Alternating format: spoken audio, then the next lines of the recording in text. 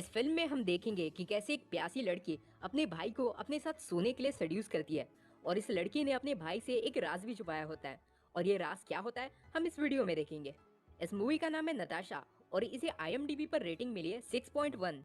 Film की शुरुआत में हम देखते हैं मार्क को, जो 16 साल का होता है और अपने दोस्तों के साथ पार्टी करता है। पार्टी करने के बाद मार्क अपनी एक दोस्त के साथ इंटीमेट भी होने वाला होता है, पर वो लड़की उसे रोक देती है। यानी फिल्म की शुरुआत में ही बंदे का कट जाता है। इसके बाद मार्क सभी संस्कारी लड़कों की तरह घर जाकर पोर्न देखता है और रात में हिलाने के बाद सो जाता है। अगले दिन मार्क की मॉम उसे जगाती है और उसे बताती है कि उसके अंकल आज उन लोगों से मिलने आने वाले हैं। बाद में मार्क के अंकल अपनी होने वाली वाइफ जीना के साथ उनके घर पर आते हैं। जीना असल में रशिया से आती है। जब वो सब लोग एक साथ बैठकर लंच कर रहे होते हैं, तब मार्क का ध्यान बार बार जीना के ब्रेस्ट पर ही जाता है। बाद में मार्क की सिस्टर मार्क को बताती है कि कैसे सबका ध्यान बार बार जीना के ब्रेस्ट पर ही जा रहा था। उसने आज बहुत रिवीलिंग कपड़े पहने थे, पता नहीं वो कैसे टाइप की औरत है। तभी उनकी मॉम वहाँ पर आती है और कहती है कि शायद ये रशिया का फैशन होगा, इसमें शायद जीना की कोई गलती नहीं और शायद रशिया की लड़कियां वैसी ही होती है। जीना की इसके पहले भी एक शादी हो चुकी होती है और उसकी पहली शादी से उसकी एक बेटी भी होती है, जिसे लाने के लिए जीना वापस रशिया जाती है। कुछ दिनों के बाद वो सब लोग जीना और उसकी बेटी को लेने के लिए एयरपोर्ट पर जाते हैं। वहाँ पर मार्क मिलता है जीना की बेटी नताशा से, जो 14 साल की होती है। कुछ दिनों के बाद मार्क के अंकल और जीना की शादी हो जाती है। तब मार्क बस नताशा को ही देखते रहता है। तब नताशा वहाँ पर बैठकर बोर हो जाती है। शादी के बाद सब लोग मार्क के घर में वापस जाते हैं। तब मार्क नताशा को अपना घर दिखाता है। मार्क उसे अपने रूम में लेकर जाता है। तब नताशा उससे पूछती है कि तुम अपने रूम में क्या क्या करते हो। मार्क उसे कहता है कि मैं तो बस यहाँ पर टीवी देखता हूँ और पढ़ाई करता हूँ। तब नताशा उससे पूछती है कि क्या तुम अपने रूम में किसी लड़की के साथ कभी सोए नहीं हो। तब मार्क ये सुनकर चौंक जाता है और पूछता है कि तुम तो बस 14 साल की हो, तुम ये बातें कैसे कर सकती हो, क्या तुम्हें शर्म नहीं आती। तब नताशा कहती है कि मुझे कोई फर्क नहीं पड़ता, क्योंकि मैंने अब तक 100 बार कर चुका है और अगर तुम चाहो तो मैं तुम्हारे साथ भी कर सकती हूँ। मार्क उसे कहता है कि हम लोग अब कजिन्स हैं और मेरे अंकल ने तुम्हारी मॉम से शादी कर ली है। तब नताशा कहती है कि मेरी मॉम बहुत घटिया औरत है, वो बहुत से आदमियों के साथ कर चुकी है और मैंने उसे बहुत से आदमियों के साथ करते हुए देखा भी है। मार्क इस पर कुछ नहीं कहता और नताशा बस उसे देखकर हंसने लगती है।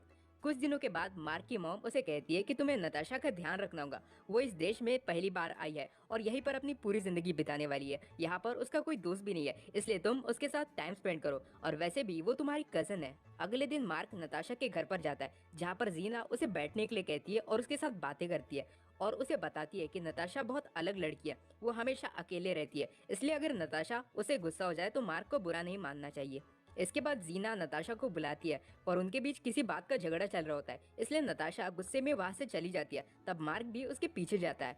बाहर में नताशा मार्क को बताती है कि वो अपनी मॉम की तरफ देखना भी नहीं चाहती, वो अपनी मॉम से बहुत नफरत करती है। उसकी मॉम ने उसे यहाँ पर लाकर उसकी लाइफ बर्बाद कर दी है। इसके बाद मार्क उसे अपने दोस्त रूफस के घर में लेकर जाता है और उससे मिलने के बाद नताशा बस उसी के बारे में पूछती रहती है। तब मार्क नताशा को बताता है कि रूफस अकेला रहता है क्योंकि उसके पेरेंट्स दूसरे देश में घूमने गए हैं। इसके बाद वो लोग एक साथ लंच करते हैं और म्यूजिक भी सुनते हैं। मार्क नताशा को उसके घर तक छोड़ देता है और नताशा उससे कहती है कि कल मैं तुम्हारे घर आऊंगी। फिर हम देखते हैं कि अगले दिन नताशा मार्क से मिलने पहुंच जाती है। वो लोग कुछ देर बैठकर बातें करते हैं और मार्क उसे बताता है कि वो कौन सी बुक पढ़ रहा है। इसके बाद वो लोग साइकिलिंग करने बाहर जाते हैं। फिर हम देखते हैं कि मार्क अपने दोस्तों के साथ मिलकर मैरिजुआना यानी कि गांजा बेचता है और इस बारे में नताशा को पता चल जाता है और वो उससे पूछती है कि क्या मैं भी थोड़ा सा मैरिजुआना स्मोक कर सकती हूँ। अगले दिन नताशा फिर से उसके घर पर जाती है। तब मार्क उसके लिए थोड़ी सी वीड लेकर आता है और पहले वो खुद स्मोक करता है और फिर नताशा को भी अपने साथ स्मोक करवाता है। फिर नताशा मार्क की परमिशन को लेकर उसके लैपटॉप को शुरू करती है, पर तभी लैपटॉप में अचानक से पॉर्न वीडियो शुरू हो जाती है, जो मार्क बंद करना भूल गया था और ये देखकर नताशा को बड़ा मजा आता है। तभी नताशा लैपटॉप को लेकर मार्क के पास आती है और उसे कहती है कि मैं तुम्हें कुछ दिखाना चाहती हूँ। फिर नताशा उसे अपनी खुद की न्यूड फोटोज दिखाती है और बताती है कि वो खुद भी पॉर्न वीडियोस बनाती है।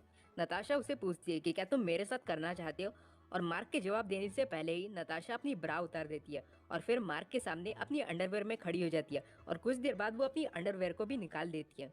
नताशा उसे किस करने लगती है और वो लोग वहीं पर मार्क के रूम में इंटीमेट होते हैं। नताशा मार्क को बताती है कि वो 12 साल की थी तब से वो ये काम कर रही है क्योंकि उसे इसके अच्छे पैसे मिल जाते हैं। नताशा उससे कहती है कि उसकी मॉम को भी इस बारे में पता चल गया था। उसकी मॉम ने उसे कुछ कहा तो नहीं, पर वो नताशा के कमाए हुए पैसों के पीछे पड़ गई थी, इसलिए नताशा को ये सब काम बंद करना पड़ा और तभी से उन लोगों के बीच कुछ भी सही नहीं चल रहा। इसके बाद मार्क और नताशा एक दूसरे के साथ और भी ज्यादा टाइम स्पेंड करने लगते हैं। यहाँ तक कि वो दोनों एक दूसरे के साथ नहाते भी है और भी ज्यादा इंटीमेट होते हैं और मार्क उसे पसंद भी करने लगता है। मार्क उसे अपने दोस्तों के साथ पार्टी करने लेकर जाता है और उसे पूरा शहर भी घुमाता है। कुछ टाइम के बाद मार्क के अंकल और जीना बाहर में घूमने जाते हैं, इसलिए नताशा मार्क के घर में ही रुकी होती है। रात में नताशा उसे good night baby message send करती है और कुछ देर के बाद उसी के रूम में चली आती है, क्योंकि वो कहती है कि उसे नींद नहीं आ रही। नताशा और मार्क बाहर में घूमने जाते हैं, तब नताशा उसे कहती है कि मुझे तुम्हारे घर में रहना बहुत अच्छा लगता है, काश कि मैं यहाँ पर अपनी पूरी जिंदगी रह सकती। मार्क उसे कहता है कि तुम जब चाहो यहाँ पर रहने आ सकती हो। नताशा उसे बताती है कि उसकी मॉम मार्क के अंकल को धोखा दे रही है और अभी भी उसका नताशा के डैड के साथ अफेयर चल रहा है। नताशा कहती है कि मैंने तुम्हारे अंकल को सब कुछ बता दिया, पर फिर भी तुम्हारे अंकल ने मुझ पर भरोसा नहीं किया और मेरी मॉम की झूठी बातों में आकर मुझे झूठा समझने लगे। इसके बाद जीना और मार्क के अंकल वापस आ जाते हैं और नताशा को अपने साथ चलने कहते हैं, पर नताशा उनके साथ नहीं जाती और कहती है कि मुझे यहीं पर रहना है, मुझे यहाँ अच्छा लगता है। तब जीना उससे कहती है कि मुझे पता है कि तुम्हें ये जगह क्यों पसंद है और मुझे ये भी पता है कि तुम इस लड़के के साथ क्या क्या करती हो। ये सुनते बराबर नताशा को बहुत गुस्सा आता है और वो जीना को मारने लगती है, मगर मार्क के डैड उसे रोक देते हैं। फिर नताशा को जीना के साथ वापस जाना ही पड़ता है। अगले दिन मार्क उससे मिलने जाता है, तब जीना उसे कहती है कि इसमें तुम्हारी कोई गलती नहीं, ये सब नताशा की गलती है। वो तो जवान आदमियों के साथ भी सोती है और तुम तो बस अभी छोटे बच्चे हो। जीना मार्क को कहती है कि तुम यहाँ से चले जाओ और उसे नताशा से मिलने भी नहीं देती है और दरवाजा बंद कर देती है। कुछ टाइम के बाद नताशा देर रात को मार्क के घर में अपना पूरा सामान लेकर पहुंच जाती है और उससे कहती है कि वो फ्लोरिडा के लिए निकलने वाली है और क्या मार्क भी उसके साथ चलना चाहेगा। नताशा कहती है कि जीना और मार्क के अंकल की बीच की शादी टूट चुकी है। मेरी मॉम ने तुम्हारे अंकल को छोड़ दिया है और ये सब मेरी वजह से हुआ है, क्योंकि मैं जानबूझकर तुम्हारे अंकल के साथ सोई थी ताकि उन दोनों के बीच झगड़ा हो जाए और वो लोग एक दूसरे से अलग हो जाए, क्योंकि मैं अपनी मॉम के हाथों तुम्हारे अंकल की लाइफ को बर्बाद होते नहीं देखना चाहती थी। उसकी बातें पूरी होने के बाद मार्क उसे अपने घर में लेकर जाता है और उसे रात भर वहां पर रुकने देता है। सुबह होते बराबर मार्क उसे अपने बचाए हुए पैसे देता है ताकि वो अच्छे से जा सके। फिर नताशा सुबह सुबह ही अपना सामान लेकर वहां से चली जाती है। मार्क की फैमिली के लोग परेशान हो रहे होते हैं कि कैसे उसके अंकल ने अचानक से अपनी शादी तोड़ दी, क्योंकि उन लोगों को सच बात का कुछ पता ही नहीं होता और मार्क भी उन्हें कुछ नहीं बताता। मार्क का दोस्त रूफस उसे बार बार कॉल करता है, पर मार्क उसके कॉल उठाता ही नहीं। कुछ दिनों के बाद मार्क अपने दोस्त रूफस के घर पर जाता है और देखता है कि नताशा उसके दोस्त के घर में ही रहने चली गई है। रूफस उससे कहता है कि मैंने तुम्हें यही बताने के लिए कितने बार कॉल किया, पर तुमने मेरा कॉल उठाया ही नहीं। रूफस उससे कहता है कि नताशा मेरे पास सेफ रहेंगी। तभी नताशा वहां पर आती है और मार्क को गुस्से से देखती है। तब मार्क गुस्सा होकर वहां से चला जाता है और अपने घर वापस लौट जाता है, क्योंकि वो समझ जाता है कि उसका फिर एक बार कट चुका है। और ये फिल्म यहीं पर एंड हो जाती है।